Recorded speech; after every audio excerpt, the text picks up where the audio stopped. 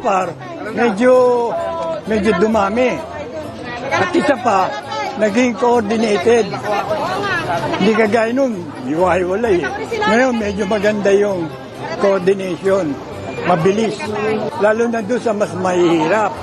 Kung kami medyo nakakaangat, mas malaking bagay doon sa mahihirap. Pati regalo, pati pera. Sa kagagalang-galang nating mayor, kami po buong pusong nagpapasalamat sa inyo sa ginagawa ninyo taon-taon sa pamimigay ng pamasyong handog. Malaking bagay po sa amin yan. Marami po salamat. Mahalaga talaga dahil kahit papano may pagkain kami sa Pasko, bagong taon. Ayun, para pambili ko ng mga gamot-gamot ko.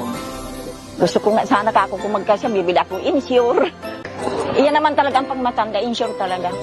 Pero kung nandyan sa akin ang nanay ko dahil iniinom niya, nakikikuha na lang ako ng insure. Leo, maraming salamat po sa mga binigay mo sa amin.